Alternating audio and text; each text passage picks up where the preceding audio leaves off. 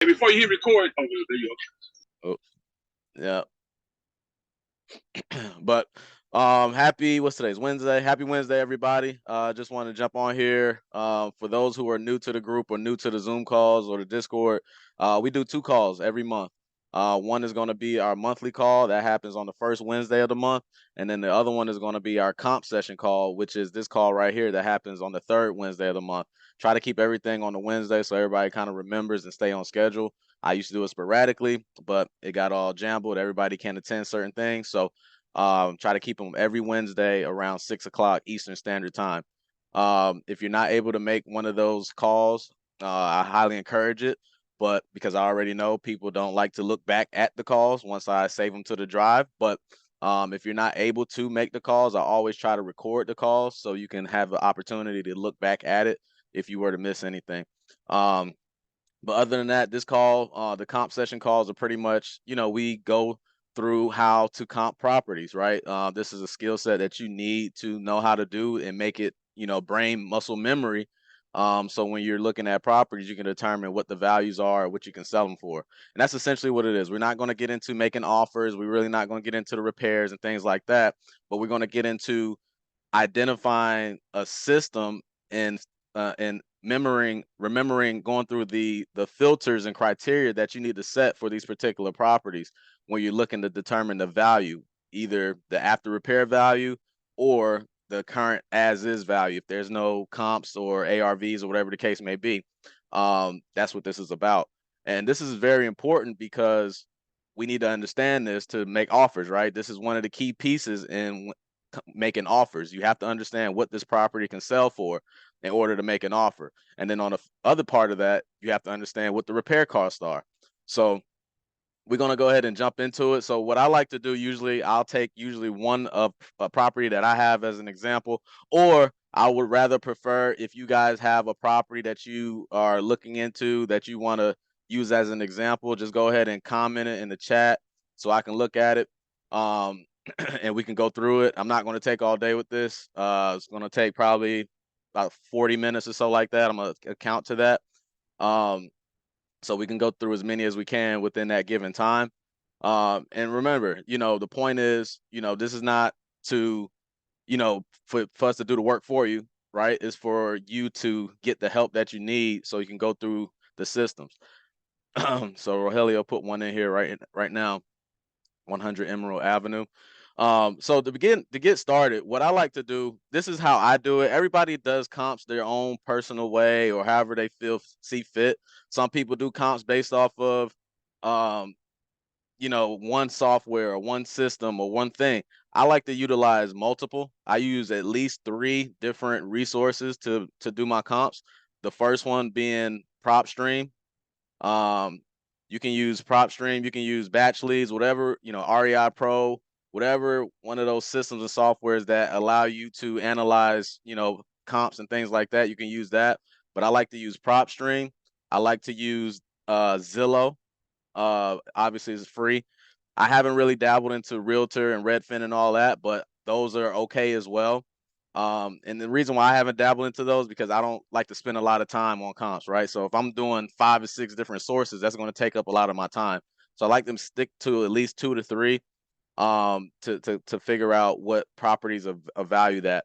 And then the last one is the MLS, right? So if you have access to the MLS, if you don't have access to the MLS, I highly recommend you get it because you're going to have another tool in your belt that's going to be another resource for you to determine what the property values are and whatnot. And how you get that access, network, man. You have to network. You have to network with real estate agents, realtors, whatever they want to call themselves. No disrespect to anybody who has that title, but you have to network with people to get access to certain tools and resources that you need. And one thing that I do like to, let people know, like this real estate industry, this game, this is not a solo game. You can't do this shit by yourself. You need a team. You need people. You need to connect with people. So if you think you're going to be sitting up, at home, on your computer and doing this thing all by yourself, you're really burning yourself out and making shit harder on yourself, and you're limiting uh your growth potential. So I say that to say get out there and network and connect with real estate agents, realtors as consistently as possible. go to events and things like that, and see how you can exchange value. So those are the throse sources that I like to use when it comes to, running comps. That's the MLS, PropStream, and Zillow. And typically when I do my comps, those are the only three sources that I'm utilizing. Now, one thing I like to say as well, you don't want to be running comps on every single property that come across your system, especially if you haven't talked to the seller yet. So that's very important. The only time I make offers, if I make offers and I run comps and take the time to run comps, is if I've already had a conversation with that seller and found out that they are serious about selling the property. Because if you're not doing that, you're going to waste your time. Because sometimes it takes 5 to 10 minutes to run comps. Now, if you're running comps on every property, and then you decide to call that seller, they don't answer the phone, you just wasted 5 or 10 minutes trying to run comps on the property. You call them, they don't answer, or you call them and they say they don't want to sell. So that's time wasted, and time to me is the most valuable currency that we have, right? I don't care about money. Time is most important. So your time is worth more than the dollar. So you want to make sure you're utilizing your time appropriately in the right way, and that's making sure that you're only going to do your due diligence and run comps when you speak to sellers already, had a conversation verbally, and they are interested in selling the property or serious. So with that being said, do you guys have any questions about anything so far before we jump into this one? All right, cool. So what I like to do, I'm gonna go ahead and share my screen and show you guys, because that's what this is all about, right? Me talking to you and just talking, and you see my face. That's not gonna get the shit. You're not gonna learn that way. I like to show people how to use softwares, how to do things, because that's how you learn the most, right? Everybody's a visual learner. People say there's visual learners, people that learn from reading and all that. Most people learn from seeing shit. So that's how we're gonna go about it. So let me go ahead and pull this thing up real quick. Um, and for those who don't look into the drive, please take the time and look into the Google Drive. There is a resource right here that I put together. Oh, put it up right here. This is called the comping checklist. I put this together. This is not on Google. I didn't find this shit. I physically put this shit together, took the time out of my day to put this together for you guys, right? So for anybody who, forgets how to comp or needs help comping, you can go exactly by this checklist, line for line, to figure out how, if you question yourself, am I doing this right? If you have that question, am I doing this right? This is going to give you the answer to that every single time. It's not going to fail you. If you follow it line by line and do it how we do it, how I'm gonna show you how we do it, then you're gonna be fine. And then after that, there's also modifications right here. It literally says, if you're having trouble finding any comparables after going through the checklist, here's some adjustments you can make only if necessary. So for those people that say, I can't find any comps, here's some modifications down here that you can make in order to try to find a comp. Now, for me personally, if I don't find a comp, I'm gonna do one or two things. One, I'm not gonna waste my time with that person, or two, I'm gonna make a very, very low offer. I'm gonna take the Zestimate and I'm gonna offer probably 50% of that Zestimate. So if the Zestimate is 200,000, I'm gonna offer 100,000. So that's what I do in those scenarios. If I can't find a comp, I'm doing one or two things. I'm not gonna waste my time on that lead, because for me, I want to make educated decisions, right? I want to make justified decisions. I want to make justified offers. I want to make sure I have the evidence to back it up, right? So more often than not, I'm not going to make an offer if I don't see anything when I'm running comps. Now, the second thing, like I said, if I do just want to, this seller is just desperate and want to sell it, then I'll just go throw a number out there, low as hell, and see if they jump on it. Those are the two options. So for those who say, what do I do if I can't find a comp? What do I do if I can't find a comp? That's what I do. Don't overthink the shit, because typically if you can't find a comp, it means two things, right? A couple things. You probably didn't go through the checklist the right way. You probably missed out on something. You probably didn't find something. You probably didn't put the right filter in there, right? That's one thing. The second thing is the area is probably a bad area, because nobody is selling. It's probably a rural area, not a lot of activity going on in that area. And a lot of activity could be not having a lot of activity could mean one or two things. One, that the area is probably highly sought after in a way that people don't want to sell their houses there, right? There's an area in my market that's like that. We came across a property. We didn't know, we weren't 100% sold on the property because there wasn't much comps out there. But the area I know is just highly sought after. And those people out there, they're not selling like that, right? Or two, it's just not a lot of activity. It's not a good area, right? So those could be a few things on why you're not seeing any comps. But we'll go ahead and jump into this as as we go. And I'm gonna follow this thing pretty much line for line. So we can review this real quick before we get into it. But anybody got any questions before we do that? Okay, cool. So the comp and checklist, pretty simple. When it comes to this, it's all about input. When you're doing comps, it's all about putting in the right filters and putting in the right criteria. That's what it's all about. So whatever software or platform you're utilizing to run your comps and find out what properties are sold for, you got to make sure you put in the right filters and criteria. So when it comes to comps, you want to look for sold properties only. We're not looking at comps that are currently on the market, currently pending, that's listed for sale, because those are not comparables, right? We can't say that that property sold for that. If a property is pending for 200,000, that property might close at 170 for whatever reason. There might be price reductions, there might be concessions, whatever it might be. So we can't say that's a legitimate comp, right? Same thing for a property that's listed for sale. The property is listed for sale at 200,000. That doesn't mean it's going to sell for 200,000, and that doesn't mean that's what it's worth. I can put my property up for sale for 300,000 or 500,000, but if nobody's willing to buy it for that, if nobody's willing to buy it for that, if nobody's willing to buy it for that, then that's not what it's worth. If I put my house on the market for 500,000, I get offers at 250, then that's probably what the property is going to be sold for, 250, right? Not 500,000. So very important that you're looking at sold properties only, right? There's some instances where you can kind of waver off of that a little bit just to get an idea. You may do pending just to get an idea, just to kind of see what's going on in the area, whatever. But sold properties only. Time frame. The time frame is very important. You want to look for within the last 3 months for the most accuracy, right? We cannot be looking at comps that sold last year. Market changes every month.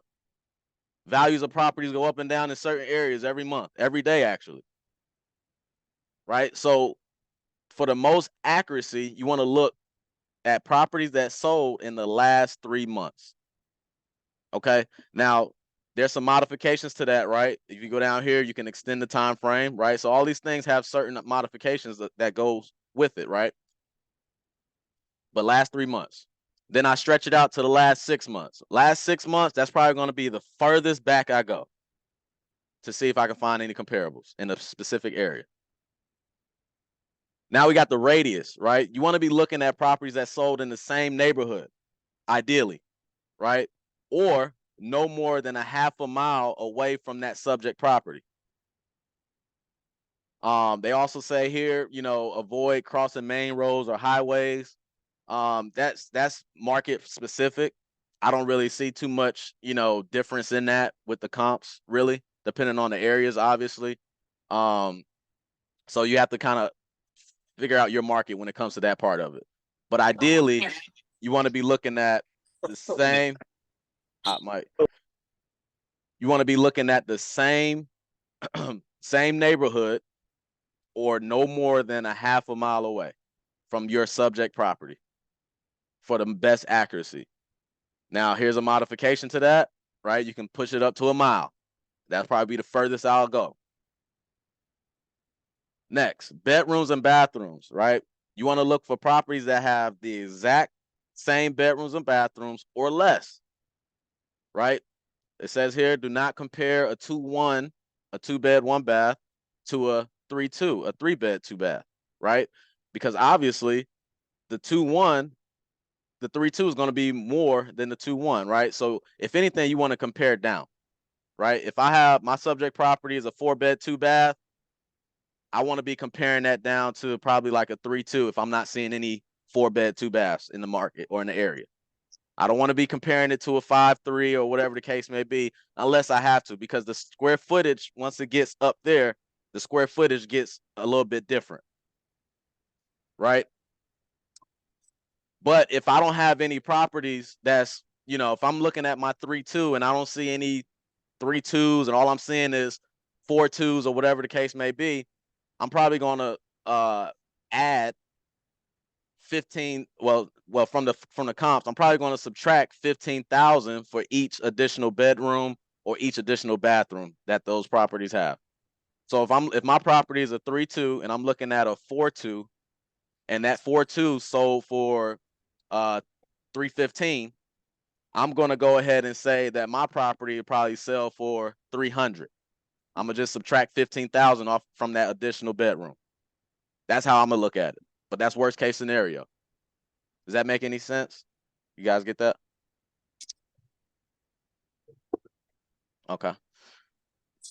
If I lose anybody, let me know. It's okay. Speak up. Now, the next thing, the year built. Year built, very important. Me personally, I would like to stay in the same decade. So if the property is built in 1965, I would like to look at properties that were built from 1960 to 1969 within that 10-year period for the best accuracy, me personally. Now, you can go older, obviously, but when you go older, you start getting into some historical houses sometimes, right? So really depends on your market, because I understand like some markets, especially up north, those houses up there, they're historically they're older. They're built in 1920, 1911, things like that. So you have to understand your market and kind of figure out where you need to be on that spectrum. But for the best accuracy, I personally like to look for that same decade, within that same decade. Now, if it's not within the same decade, you can plus or minus 5 years or something like that. So if it's a 1967, you can look at 1972, right? 5 years more, and then within the same decade. Does that make sense? Okay. Now, I have here as well, if built in 1995 or newer, no more than 5 years newer. So if the house was built in 1995, I don't want to look at properties built in 2005 or newer. And the reason why, because those houses, they are built different. A 1995 house versus a 2002 house, 2003 house is way different. It's a different style, right? So you want to keep that kind of narrow. Next thing, very important, square footage. Like these are key factors in criteria when you're looking at your comps that you have to take into account when you're searching for your comps, right? Square footage, very important. Plus or minus 300 square feet of the subject property. So if my subject property is 1,200 square feet, I'm going to put a max of 1,500 square feet. I don't want to see any properties whose square footage is more than 1,500. And then I'm going to put a minimum of, 1,200, and I want to put a minimum of 900 square feet. I don't want to see any properties that have less than 900 square feet. So my range is going to be from 900 to 1,500 square feet, right? So that's plus 300 or minus 300 from my subject property. All right. Next thing, same property type. You got single family, condo, townhouse, multifamily, mobile home, etc.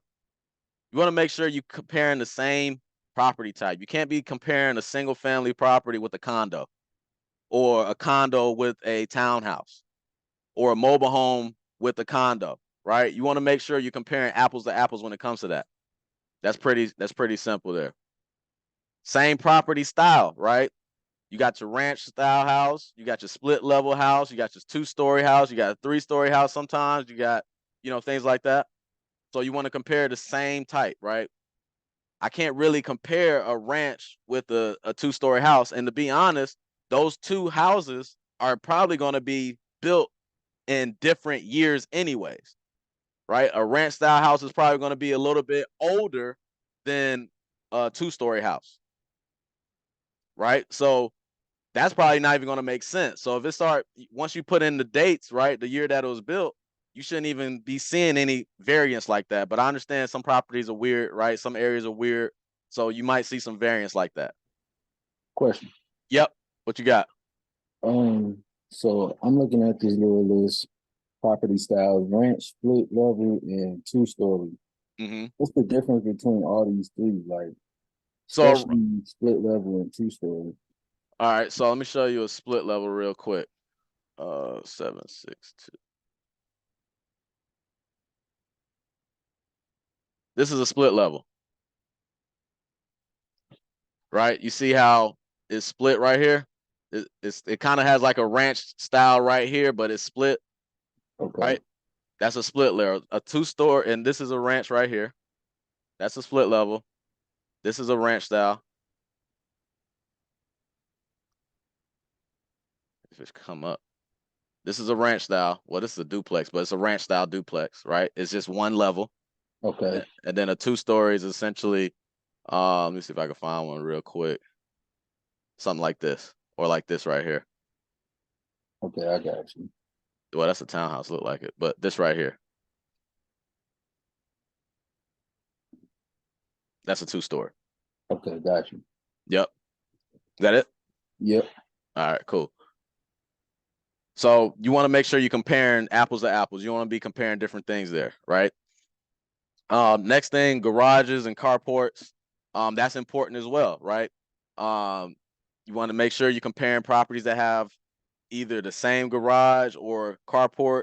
If they have a 2-car garage, 1-car garage, they have a carport. If they don't have a carport, if they don't have a garage, you want to look into that stuff. That's kind of important, right? In determining value. Because as you start looking at comps and looking at comparables, you're going to see the houses that have garages, carports, etc. They're going to be sold for a little bit higher price. Now, if you don't see that, if your property doesn't have that, I would deduct probably around 20,000, 25,000 off of that price, right? So if my property doesn't have a garage or a carport, just regular, and the other property has one, and we see it, being sold for 300,000, I'm gonna go ahead and say mine will probably sell for 275 because it doesn't have that. Pool or no pool, that works as well. You can look into that. I really don't pay much mind into that because I'm not in the market to have a lot of pools. So that doesn't really apply to me as much, but that can be, something. If you're like in Florida, I'm pretty sure that's going to be a big determining factor when it comes to comparables as well.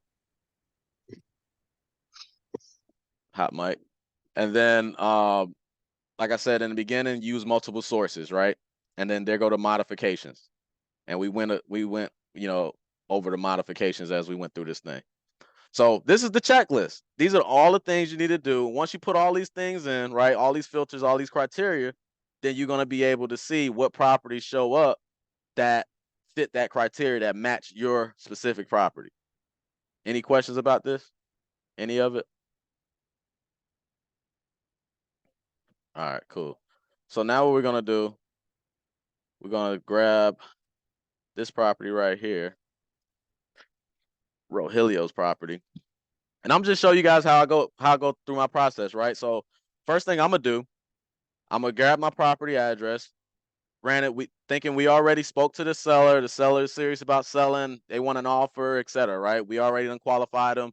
They're a good lead. This is somebody worth our time, right? So I'm gonna go ahead and put this property in on Zillow. I can't even see the damn house. So if I can't see the house, what I'm gonna do, I'm gonna probably go on Google, go to the street view. Because what I'm trying to do, I'm trying to see if it's a ranch style. I'm trying to see if it's a 2-story. I'm trying to see if it's a split level. That's what I'm looking to see. I don't, Rogelio, what the hell is this house? I think it's down here.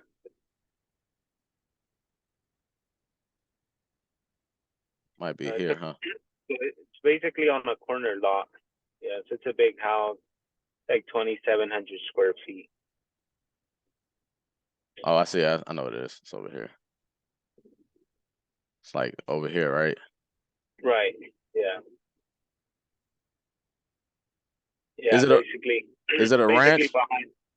No, it's just a single family. mean, I haven't seen it yet though. Like I don't know about the type, but I don't think it's a 2-story though. This is it right here. Right. Yeah. Right there. Yeah, so this would be like a ranch style house right here. Because it's one single level going straight across. So I'm looking at it, I'm seeing what it has, right? So I see it's a ranch style. I do see it has like a 2-car garage right here. So those are the key things that I'm looking at right there. So boom, we got that. So now the next thing I'm gonna do is it a 3-bed, 4-bath? What is it? Is that right? No, it's a 4-3. 4-3. And that's another thing you guys have to do as well, right? When you're talking to these sellers, you want to make sure you confirm the bedroom and bathroom, because as you can see, this is not accurate, right? And that can throw off everything. This doesn't even make sense. Why would a house have more bathrooms than bedrooms? So always confirm your bedrooms and bathrooms with the sellers before, when you get in that property condition, so it can help you out. So we got a 4-3, 2,600 square feet, right? What I like to look at too is the year built, right? So it was built in 1941. So we got the bed and bath, we got the square footage, right? And we got the year built, 1941, single family, right? And that's all I'm looking at right now. And now what I want to do is I'm going to start with PropStream first and see what we can find.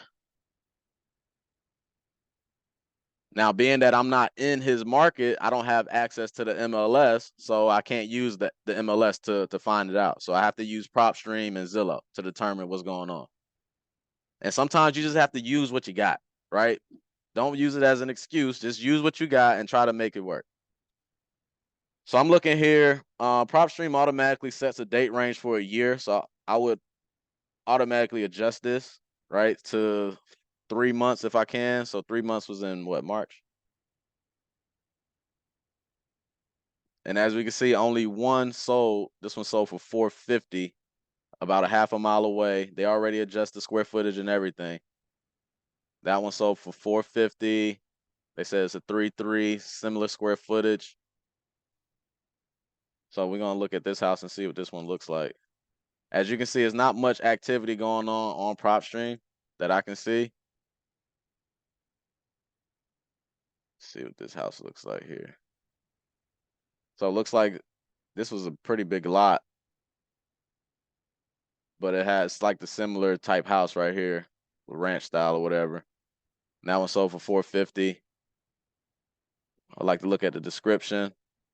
So when I'm looking at properties that sold, I like to look at the description, because if I don't see any photos to see if that property was updated, renovated, or rehabbed, right, then I'm gonna see if the description tells me if it was, right? So it says it's currently a duplex, talking about so much potential. So that sounds like to me that this property wasn't updated or renovated.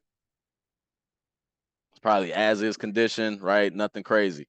So I'm not gonna go anything off of that just yet, right? So I'm gonna just hold off on that. I'm gonna notate that. I'm gonna take a mental note of this. This one sold for $450, because if that's all I got, that's all I got, right? So let me go and look in Zillow and see if there's something here. And then this is where we put in most of the filters that we were talking about. No, that's the wrong house. Whoops. It was Emerald.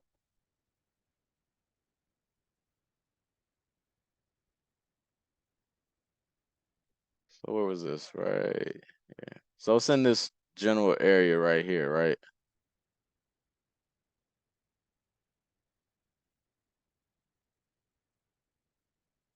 On one of these. It's one of these. But it's in this general area. So I want to see something that's sold in this general area, in this neighborhood, if I can. So I'm gonna go ahead and we're gonna put sold. That's already there, right? Beds and bath. He said it was a 4-3. So I'm gonna go ahead and put a 3-bed, and then I'm gonna put a 2-bed right there. So it's gonna be 3 beds or more, 2 bathrooms or more. That's what I want to see. Home type. We're gonna look at houses because we don't want townhomes. And then what we're gonna do, we're gonna look for the last 90 days. That's 3 months, right? Year built, his built was built in 1941. So I'm gonna put 1949 as my maximum. Square feet, his square footage was 2,600. So I'm gonna put 3,000 as my max. And then remember, we're gonna go 300 more and 300 less. And I'm gonna put, since there's no 23, so I'm gonna just put 2,250. See what we got. Nothing. Right? We don't have anything. So what we're gonna do, we're gonna make some adjustments, right? So I'm gonna go ahead and adjust from 90 days to 6 months. See if we get something. So we got some, but they're not in this general area. So I want to find properties that sold in this area right here, within this box. These are main roads right here, highways and all of that. So I want to find properties that sold up in here. So now I'm not seeing anything. I can make some adjustments, right? So one of the adjustments I'll probably make, let's see, we go back a little bit. We go 12 months. There's nothing there. And then I'm gonna go, let me clear out the square footage. And you just make adjustments as you go. So this one sold for 420. Now I want to see what about this one that sold for 420. And that sold right in the same area. It's a 3.2, it's 1,800 square feet. So it's super small compared to the property that we got. So 420, 3-bed, 2-bath, 2-car garage right there. Same type of style house, ranch style. I think they call that like a colonial or something. I don't know. Now let me go to the details. Let me see if they fixed this one up.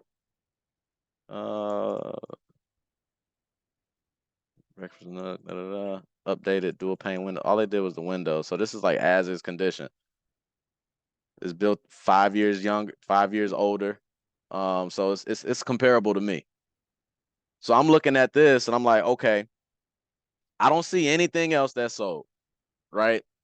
Nothing else that sold. So I'm looking at this one. I saw one that sold for 450. I saw one that sold for 420. The one that sold for 450 was probably around the same square footage, right? It was in range around there. The one that sold for 420 was a smaller house, right? So that's one of the disparities, right? That's one of the differences that you see in price. Like, okay, why did this one sell for 450? Why did this other one sell for 420? Well, the square footage is different. It's 300 square feet smaller, right? Around about, right? So that's one thing to pay attention to. So you look at that, and then I'm not seeing anything else on here. So what I'm about to do real quick is I'm gonna go back for a second. I'm gonna put back in the regular address, and I'm gonna do this right here. It says the Zestimate is 641. Do you believe that, Rogelio? What was that again? The Zestimate being 640? 640. Yeah, hopefully. I mean, I think it was like 5 something. They seem on pending. Yeah, no, I don't know about 6. Hopefully, but I said for like 5. So one thing I do too, like when I'm looking at it to get a quick estimate, I'm looking at this little box right here. This little box shows properties that sold. Granted, these sold older than, the criteria isn't set. So I'm looking at this as well. So I'm looking at number 1 sold for 420. That's the one that we were just looking at. Number 2 sold for 445. Which one is that? But that one sold 8 months ago. So let me open the link in a new tab. Let me see what that one looked like. This was a 3.3, about the same square footage. This one sold in October for 445. And this one, did they update this one at all? Nope, no updates. Nope, no updates on this one. If there was updates, they would have sold it and said it in the description. It says 4-car garage. So this one sold for 445. And let me see number 3. And this within the box, it's in the area. Let me see number 3. This one sold a month ago for $396. What does that one look like? Way smaller. It's 1,300 square feet. That's why that one sold for, you know, almost 50 grand less because it's smaller. And then let me see what this last one is, number 5. This one sold 28 days ago for $415. Why did it sell for $415? It's smaller, right? It's 1,400 square feet, 3.2. What other details do we see here? When was it built? Built in 1978, so it's way newer. This is a hard one. I mean, I would just do like the as-is value. Like if I'm not seeing any comps as far as like what the property sold for, fixed up and renovated, I'm not going to guess that, right?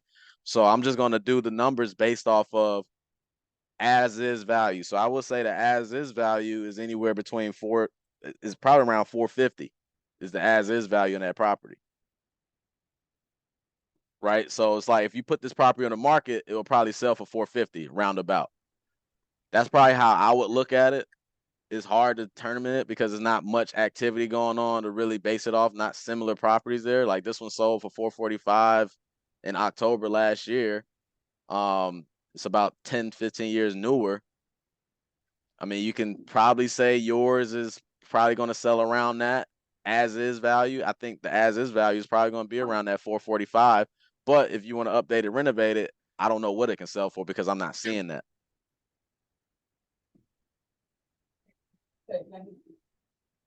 So that's how I would look at it. For this one in particular, this one's a little bit difficult because you don't see a renovated comp or ARV.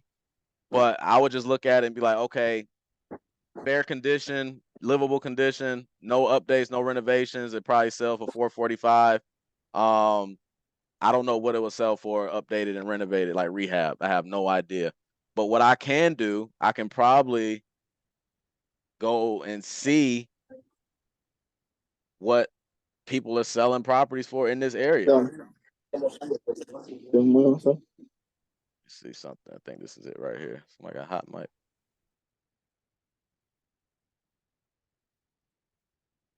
So I'm gonna go here. I'm gonna go to for sale. I just want to see what they're listing these properties for.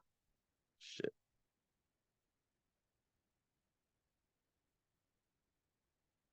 I clear all this out. How do I do that?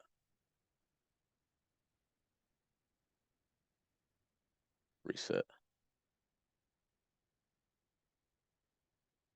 So it's one being sold for 370 right here. It's a 31960, 365.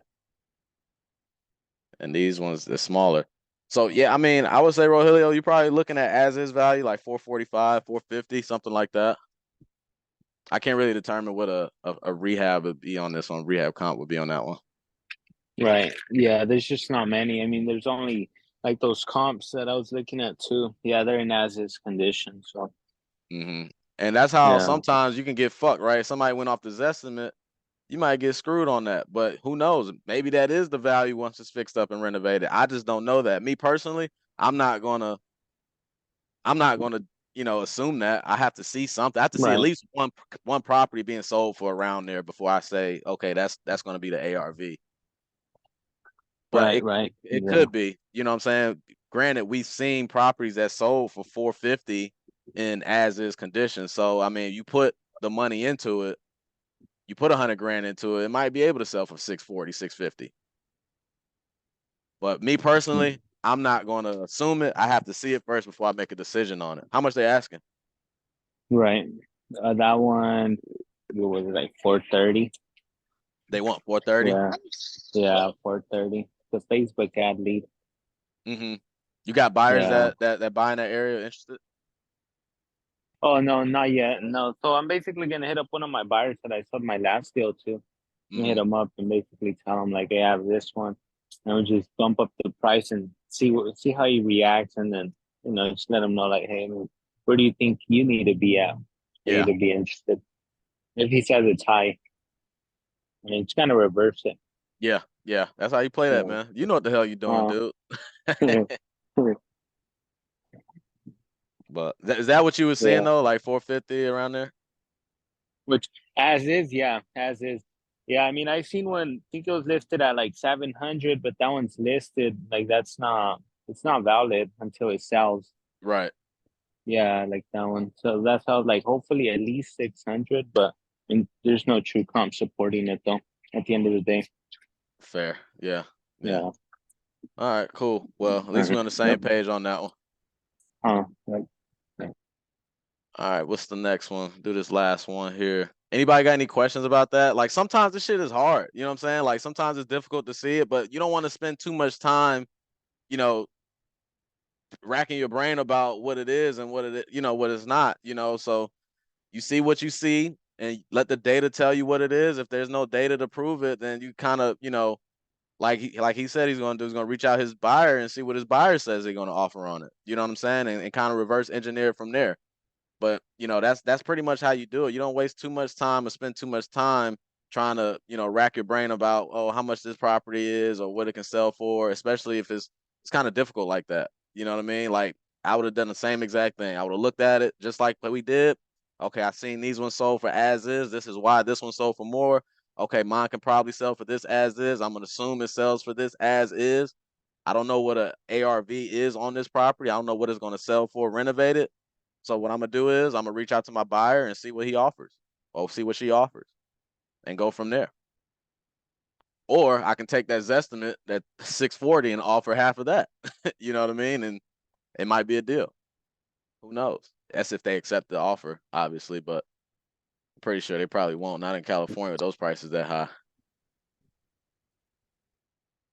All right, so let's go to the next one. So we got one, this address right here. So we got 8807 West Market Street, Colfax, North Carolina, which is Greensboro. So my first step is I want to see what this house looks like. All right, it's ranch style house. Looks like they had a carport or a garage. No, this was like something. No, that's not a garage or a carport.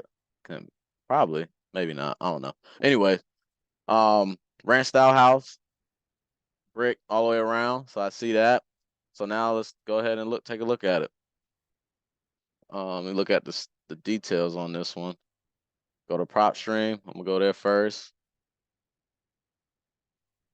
Boom, boom. All right, so if I'm not mistaken, this one only had like one component. I actually been on the property and took some photos of it. Mm-hmm. As far as getting in contact with the people whose number is on that sign, they actually wrote down on that sign, leave a message. So I haven't really spoke to them on the phone as far as being able to get in contact with them.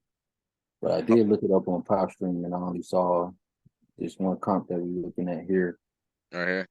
That's not even a. That's not even a comp. That's like because it's industrial. When you see something like this where it says 1,500 or whatever, something 1,600, they're trying to like rent that. Whenever you see that on prop stream. So if you see a house and you like 1,500 and everything else is like 300,000 or whatever the case may be, they're renting. That's what that means. But we'll go through it. We'll see what we can find. We're just gonna have to, and this is within a year. That's crazy. So ain't nothing going on in this area. Is this area like, what's this area about? Is it busy and nah? Yeah, it's a busy road. Really next door on each side it looks like companies, not houses. It's not a neighborhood, so to speak. Oh yeah, this one gonna be tough. See, that's what happened. See, this right here, they got caught up. They probably somebody probably wanted to buy their house so they can build some like commercial shit around it, and they said no, and this is what they stuck with. Yeah. This is weird, dog. Yeah. All right, so let's see what we can do. So on here, not going to see anything because it's just what it is. The area, the location, what it is. There's not even houses nowhere near here. Probably the closest house is probably maybe a mile away. Yeah, I cut grass in the area. So Not even. That's crazy. Okay. Yeah. So we're gonna see. Let's see what we can find. We might have to make some plays here. Let's see. We might have to just run a Zillow play and just offer them, whatever Zillow is. So here's his estimate. but we're gonna try to do it the right way, right? So this estimate is 256. We're gonna take a mental note of that. This property is a 3-bed, 2-bath. This one has 1869 square feet. We're gonna say 1900 square feet. And this one was built in 62? I passed it. Yeah, 1962. So 1962. All right, bet. All right. So this was going to be a little difficult because of the circumstances of where it is, the location, right? So we're going to try to figure this thing on out, see what we can find. So let me go back. Go back real quick.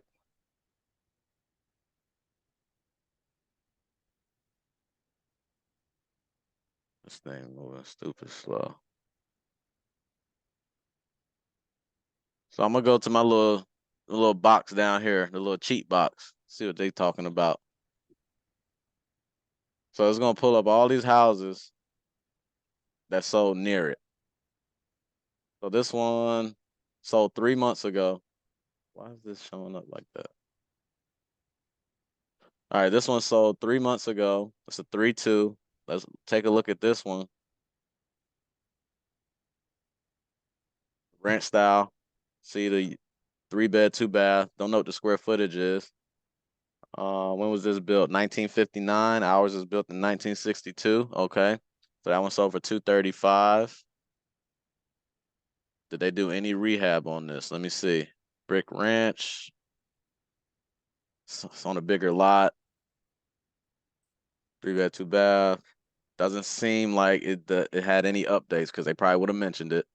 So we're gonna take that one down. I like this comp right here. It may not be as close as I would prefer, but it's the closest one. So whenever somebody's, whenever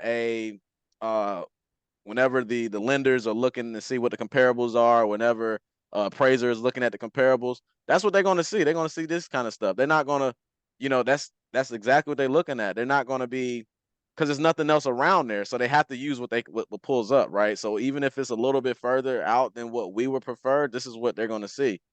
I've had an appraiser come out and do an appraisal for a property for us, and he pulled up some properties that wasn't nowhere near our property that we didn't even see. I'm like, how does that even make sense? But they do it. I don't understand it, but that's what they did. But nevertheless, we got to use what we got, right? This is what we got. This is what we see. If it makes sense, then we should be good. So this one sold for 235, 3-bed, 2-bath. I'm assuming the square footage is about the same. I don't know why it's not showing there. Maybe if I put it on prop stream, it'll show the square footage on this property particularly. But I'm assuming it's probably the same square footage or similar. Ours is 1900. This one got all types of stuff. This one was 1600, right? So 16. So similar square footage. So that one checks out to me. I like that comp. Same type of house, as is. I'm just go ahead and write that down. 235. 235K as is. It sold in March. So it checks all of our boxes as far as the house specs, beds, bath, square footage, sold, when it sold, how long ago it sold, all these things. The only thing it doesn't check is the radius, how close it is to our property. Year built, it checks that off as well. So I'm good with that. I'm comfortable with that. So let me go to another one. Let's see what else we got. That was number one. That was further on down the road here. Let's look at number 2. This one sold 6 months ago. This looks like there's some land or some nonsense. I'm not even gonna look at that one. That looked like some land or some nonsense. And these two right here, they don't compare. They don't look nothing like our house, right? I'm pretty sure these are townhouses or something, or split stories or 2 levels or whatever. But this one, they look different. I didn't even mean to click that. Go back. And I'm pretty sure they were built way after yours was built, right? So we're not even gonna look at that. Let me see. Yeah, 3.3. That one's over 259, and the year built on that was probably like in the 80s. No, 2012. That's even newer. That's crazy. So yeah, we're not even gonna compare that. That don't even make sense. And it's a townhouse, so that doesn't even make sense. So I'm not even gonna go with that. Let me see if I can find something on Redfin.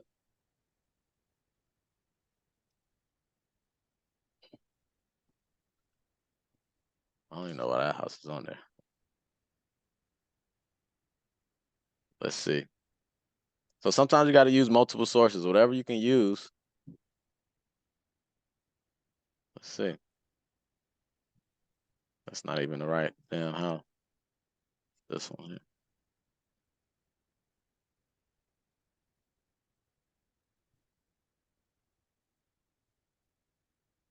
Sometimes I move too fast for these computers, man.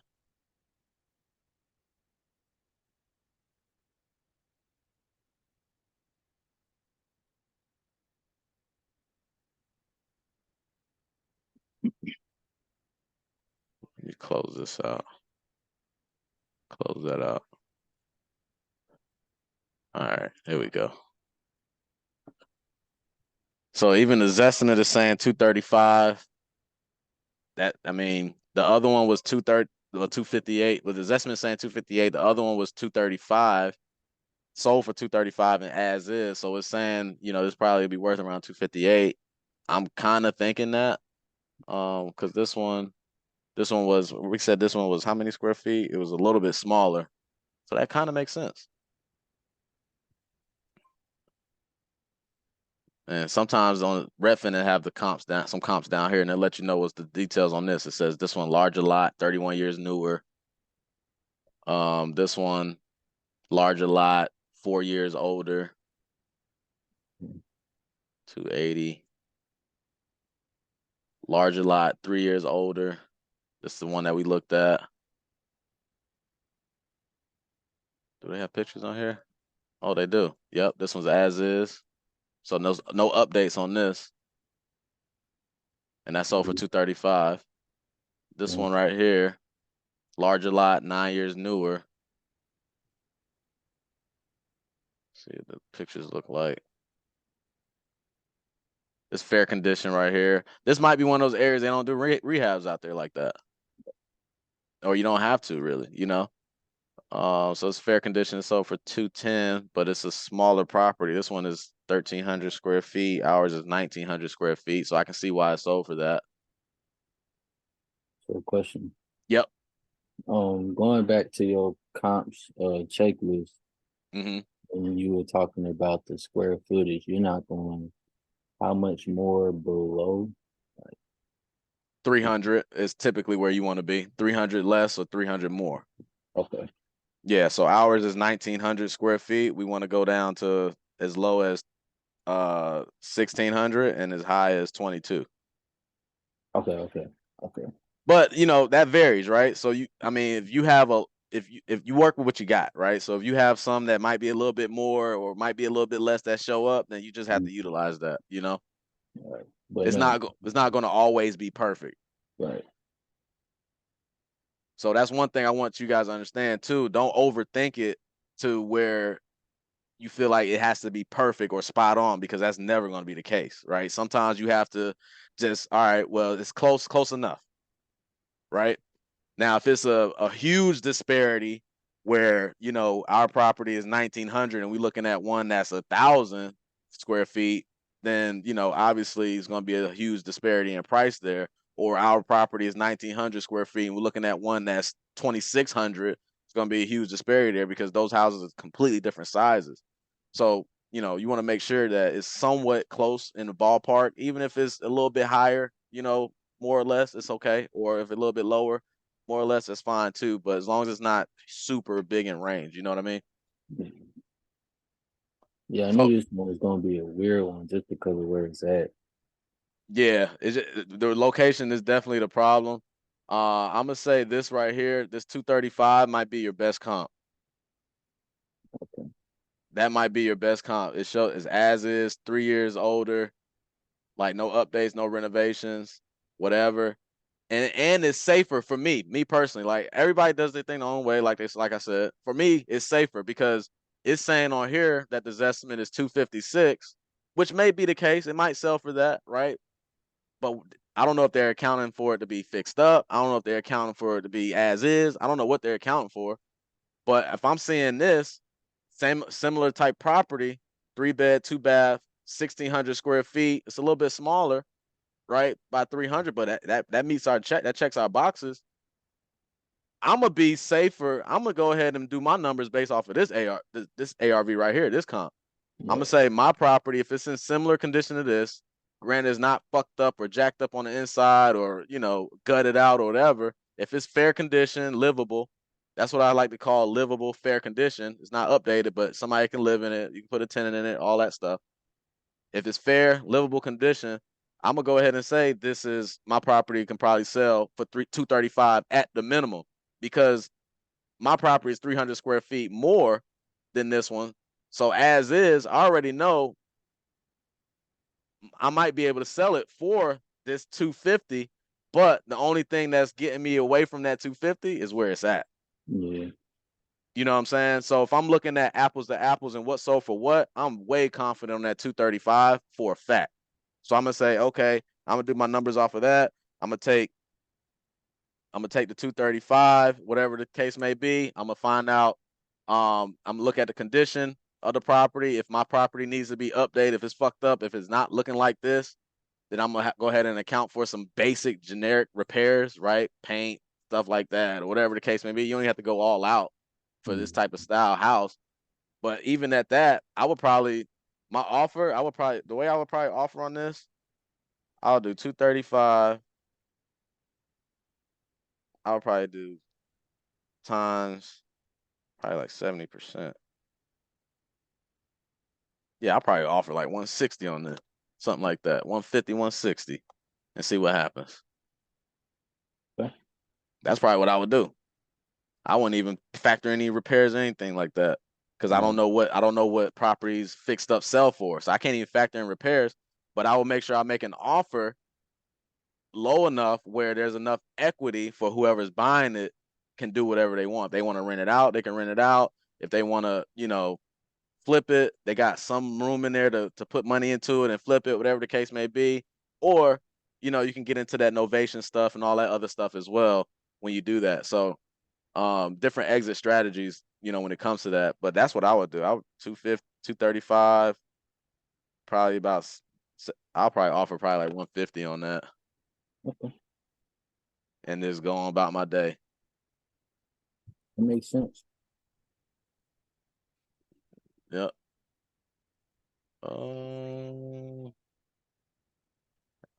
Any questions on that one? Did that help? Any?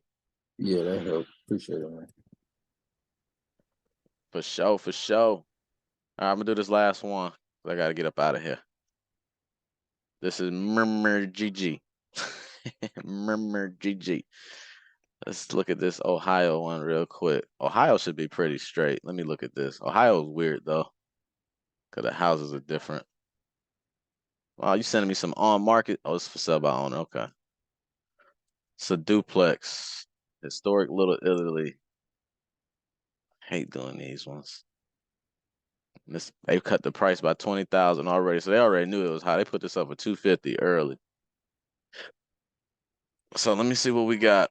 So with duplexes and properties like this, it's really a little bit different on how you determine the value on these, because it depends on the buyer, right? Your buyer the buyer that's typically going to buy this property is going to be an investor, right? Somebody that's looking to get cash flow, somebody's looking to add a rental to their portfolio. So when it comes to that, all the buyers that are buying to add as a whole property, they're gonna analyze their deals differently, right? I may be looking for $200 a month cash flow. Jermaine might be looking for $500 a month cash flow. So this property may be a deal for me, but may not be a deal for Jermaine, right? So it really depends on your end buyer. So when it comes to, if you're in markets like this that have a lot of duplexes, a lot of rental properties, a lot of people that's buying and holding, there's not much flips and rehabs going on. If the primary investor is a buy and hold investor, you really, really, really need to be networking with those buyers and understanding what their buy box and buy criteria is. And what I mean by that is, how much are they going to be willing to pay for certain properties? What are their cash flow? How are they analyzing these deals? How are they underwriting these deals? What is a good deal for them? Not the type of property, but the numbers behind it, right? So you want to be asking those type of questions, even if you're in a market that isn't heavy buy hold. just to have an idea, just to have those conversations with your buyers that are holding. That's important. That's why a question that I always ask buyers is, what's your primary exit strategy? What do you do? Do you buy and hold? Do you fix and flip? Right? What's your exit strategy? There's really only two exit strategies most buyers do, right? That's buy and hold and fix and flip. And the conversations between the two are different. But when I talk to buyers, I want to know, how are they coming up with their offer? What's a good deal for them? I don't care about the condition of the property, all that stuff. They really don't care about that stuff either, to the degree. But you need to have those conversations about, okay, how much cash flow are you looking to get on these properties? How are you underwriting your deals, right? I want to make sure I'm sending you the right deal. What factors are you looking into to come up with that number, that price that you will pay for that, right? Are you looking at cash on cash return? Are you looking at return on investment? Are you looking at the gross yield? Are you looking at you know, the cash flow, right? So there's different things they look at. So let me just go ahead and jump into this one. I just wanted to make that clear because it's going to be different. Sometimes you can't really comp these two duplexes or multifamily properties the same, because the price is going to be varied. Because like I said, I might pay more for this, or Jermaine might pay less for it, because of the amount of cash flow, or the way that we value, or we look into getting our money back on this investment. So we'll just look at it though and see. Obviously, Zillow ain't got shit, so we're gonna go ahead and go on, and they don't have nothing because they're on market already. So we're gonna go ahead and look at PropStream and see what PropStream got. Let's see what we got. But does that make sense when it comes to like the rental buyer, the buy and hold investors and things like that? All right, so we look at this one. Now, why is it two of these? Multifamily dwelling. Look at this one here. Probably the same shit, but we're gonna go to the comparables. We're gonna adjust the date range because we want to look this year, right? So March, we're gonna look at it from March to now, 3 months. Square footage is all the same. Everything's there. When was this built? This was built in the 1900s. So put 19. What was it, 1909? Yeah. See what we got. Nope. We're gonna leave it as it is. So in this area right here, this is ideally the area that I want to look in, because this main road right here that crosses over. This main road crosses over right here. If I want the most accurate comp, I want to look in this neighborhood right here, in this area. But there's nothing to be seen there, right? So we got to do what we got to do. And this property is listed as a what? Multifamily dwelling. So like I said, we can't compare with condos. We can't compare with single family. We can't compare with county owned. So what we gotta do, we gotta make some adjustments. So the adjustment I'm gonna make here, I'm probably just gonna go back and date. I'm gonna go back. Let me go back a year. Fuck it. Why not? Let's see what happened in this area within the year. So what we got? We got some stuff now. So now I want to adjust my property type. Let me go ahead and put these multifamily stuffs in here. What do we got? Multifamily dwelling. Here's that one.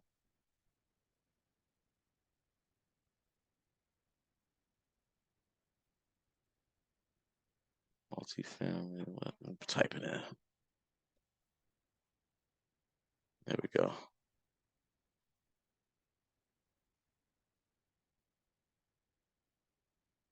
So I'm looking at this one right here. This one right here, number one.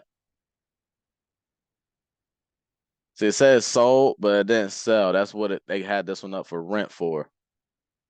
Number two, this one estimated is sold for 141. Where's number three at? But I want to see what this house looks like. So that's what it looks like on the outside, okay. And then number three, Number 2 is over here. Number 3 is way over here. Let me see if number 2 looks similar to our subject property. Check this out.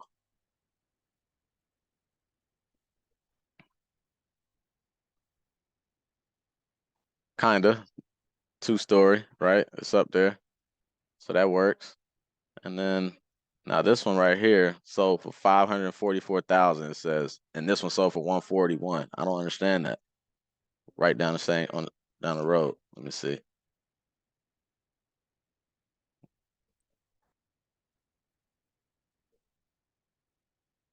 I don't understand why this one sold for that much.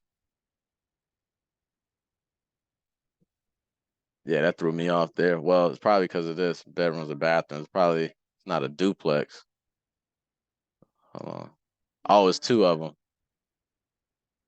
So they sold both of these houses together. Okay. So I see what happened here.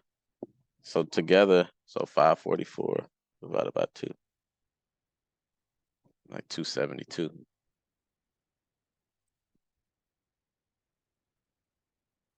And they sold that now. Okay. Now let me see this 141. 141 looks the same. Let me see this one right here. I'm glad I don't market in Ohio.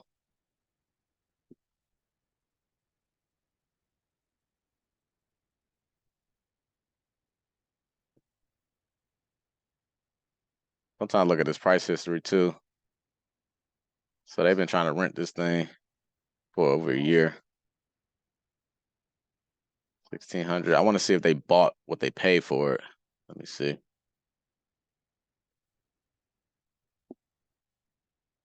But this is why you only make offers to people that are serious about selling their house, because this shit takes time. I could have talked to fucking 10 people by now, or made 10 calls at least. So it doesn't show mortgage and transaction history. Okay, so they bought this one for $229. They bought this for $229. The other one sold for $544. That was at $272 each.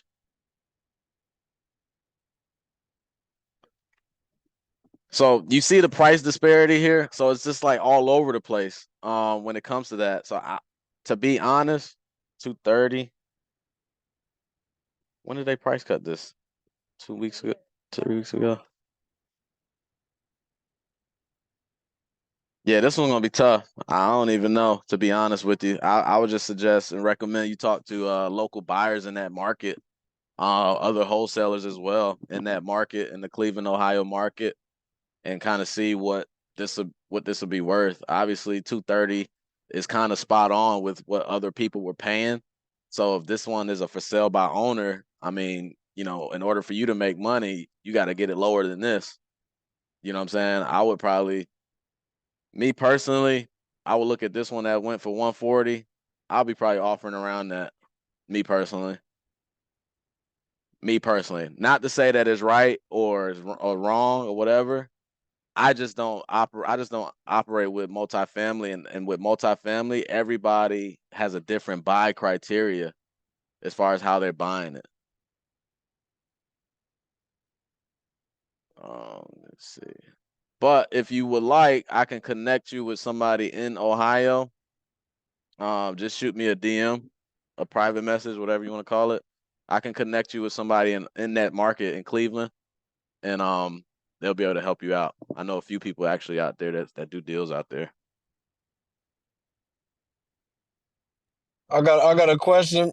Yeah. After you get the comp, you offer 70% of the comp of the But ARV. yeah, that 70%. Depending if you got a property that you found the ARV, you found the repairs, like it's 70%. Always do 70%. All right. And then you minus repairs. Wait, 70% minus repairs?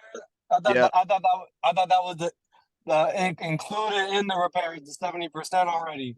No, it's not. You have to subtract the All repairs right. because the reason why, because you need to get it at that discount, right? So you have to look at it from a flipper's perspective, right? So I flipped a few properties, so I understand why that 70% is important.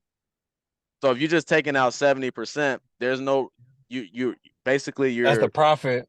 that's profit, that's holding costs, that's realtor commissions, right? That's all of that. So that's what that 30 comes from. So that 70 and 30, you need that 30% discount bare minimum, right? So now that's not accounting for the repairs. You got to account for the repairs as well. And I only told them that because for that property in particular, there wasn't an ARV. There wasn't an after repair value, right? There's a difference between after repair value and as is value, right? After repair value is properties that have been renovated, rehab, fixed, updated. As is value is just properties that's just fair condition, that's move-in ready, essentially.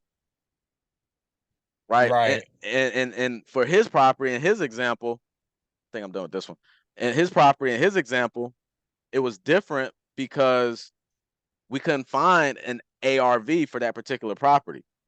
And his area was pretty much like a area that his property was in the middle of commercial. So essentially what that 70% was, that was basically just a discount off of that as is value to give them some equity to do something with it, right? To have a buyer that's somewhat interested. It may not be a fix and flipper. It might be a person that was going to put a tenant in there. You see what I'm saying? Yeah. So that's why I was just 70% of that as is value versus 70% of the ARV minus repairs minus your assignment fee. Right. But whenever like if you're trying to do it virtually and you really can't go see the property to look at the repairs, Mm-hmm. would you be able to like just factor in, or maybe after you get it on contract, the buyer goes to inspect it type thing? Yeah, so in situations like You know that, you what I can mean? Yeah. in situations like that, what we do is we ask questions to the seller, right? Detailed questions about the property. How are the floors? How's how's the kitchen, right? Do you have new countertops, old countertops? How's your cabinets? Do you have new appliances, Right. old appliances? How's your bathroom? Do you have tile floors, tile shower? So we asking detailed questions so we can see exactly what needs to be done to that property to get it to look like the one that sold that was renovated, right? So Right. that's how we can do that off the whim real quick by asking detailed questions about the condition. Now, if what you also can do is you can coordinate somebody boots on the ground to go see the property and take photos for you. We do that a lot all the time. We pay somebody $50. We might find them off Facebook or whatever, pay them $50, and they'll go take photos for us and send us. We'll send them Cash App $50. Right. So there's ways to do it when you're virtual. Yeah. All right. Make sense? Yes, sir. Okay, cool. You got any other questions? You straight? Yeah, I'm straight. I gotta get through the course, man. Come on, man. Stop bullshitting. Get it done. Yeah. I've been I work. I drive Uber, so I've been kind of like I had to take care of some other things, but I'm about there now. I'm about there now. Okay, cool, man. If you need any help with it, let me know. I gotta get my CRM and my buyer database and all that locked in, you know. Don't wait till you finish. Start doing it little by little as you go. Right. And then I'm gonna do it serious. So I'm of course get the website, the LLC, and all that. You know, I'm trying to be official, man. I'm trying to go all in. Yeah. It takes time, but work it every day. Every day, work towards it, man. Like you said on your LLC, don't put real estate, right? Yeah, I probably wouldn't do real estate. I'll probably do something else. Did you put real estate on your LLC? I did. Yeah, right. I feel it. But just say I get an LLC and I want a wholesale consulting, right? Like investing firm or whatever, consulting. Yeah, I would do consulting. Something like that. You could just come up with anything, honestly. You can be, 1, 2, 3 LLC type shit. You know what I'm saying? It can be anything. Right. Exactly. Would I be able to operate like another venture off that? Yeah, you could with the wholesaling. Yeah, you can do doing a DBA, which is doing business as, so you can make another LLC. It's the LLC thing is light work, man. You can have as many LLCs as you want. All right, for sure. That's it, man. All right. Well, I'm gonna have this recorded, right. man. If you guys want to look at it later on, feel free. I'm gonna add it to the drive tomorrow. But yeah, I hope this was helpful to you guys, and be on the lookout for the next Zoom call in about 2 weeks. We'll see you guys then. All right. All right. Take care. Bye. You too.